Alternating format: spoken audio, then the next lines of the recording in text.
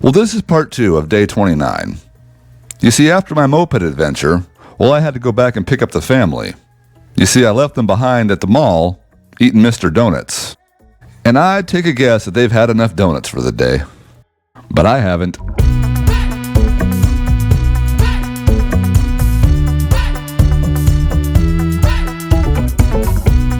And this is my new favorite drink, by the way. Momo water, or peach water, as you could call it. Well, that's enough time in Imabari. We gotta hit the road. Our next destination is the town of Kotohira. So off we go.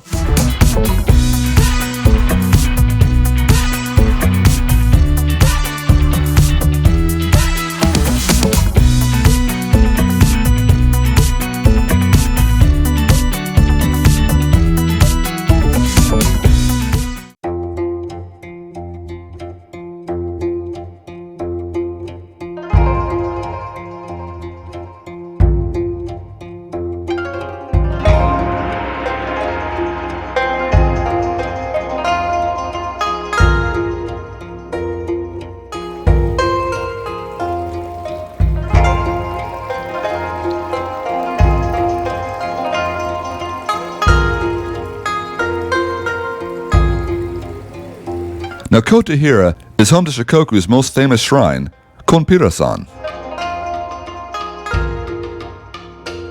And most notable about Konpira-San is the roughly 1,300 steps it takes to get to the top of the stairs approaching the shrines.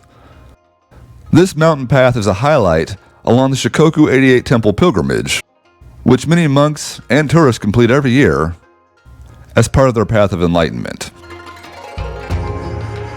This 750-mile journey can take a long time on foot, so many people choose to use cars and bicycles, even motorcycles, to complete it.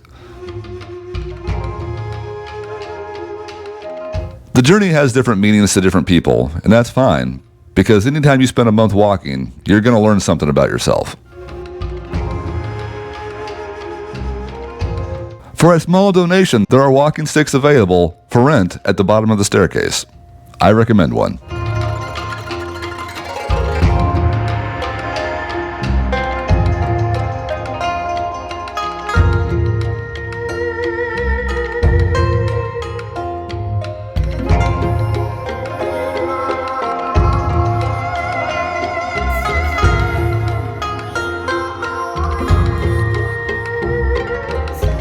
Kotohira is also famous for udon. Sanuki Udon is a more chewy version of udon, which involves taking the noodles and dipping them in sauce, as opposed to having the flavor come from the broth. It comes from the sauce. Also worth noting is Kotohira is famous for making sake as well. There's a museum here if you have time to check it out. I didn't though, so off we go. I admit I haven't had enough takoyaki on this trip, so I couldn't miss the opportunity to get some when it presented itself here. I admit the presentation isn't very good, but it was delicious. Oh, and if you're wondering, takoyaki is basically octopus tentacles deep fried in batter. It's one of my favorites, actually.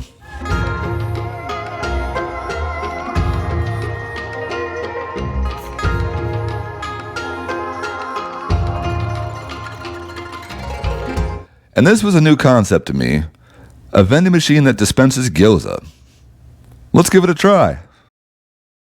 Oh, it's different types? Yeah. These are originals and this is shiso. I guess original. Cow.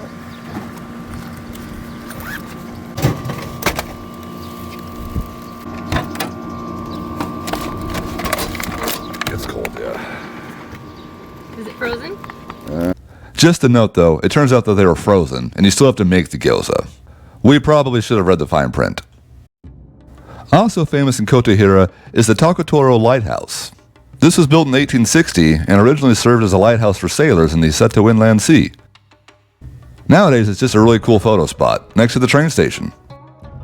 And yes, it still lights up at night. It's pretty cool.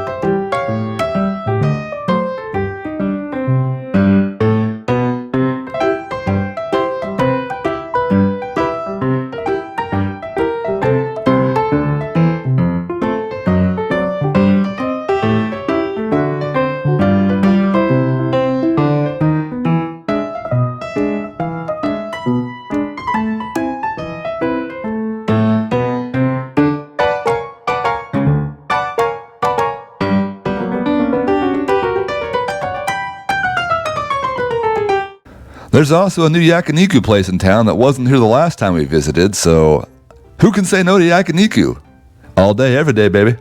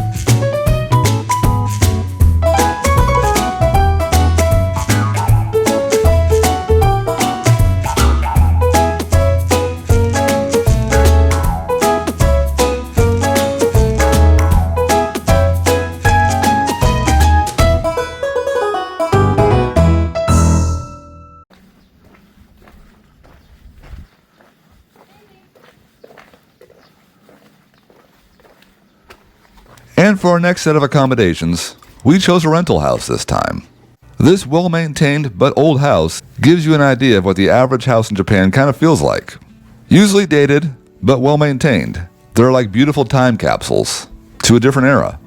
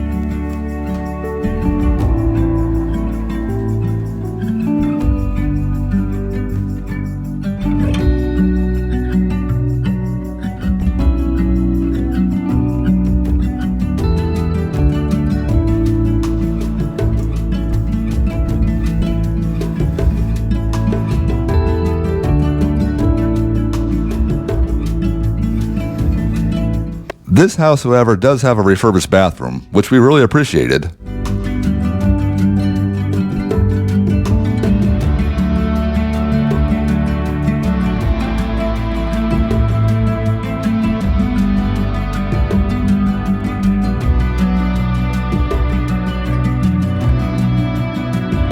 And a working laundry machine, and that's a bonus. Just a fun fact though, most machines in Japan are washer-dryer combos, and they only run on 110 volt, which means your clothes won't be very dry. That's about half the voltage of American dryers.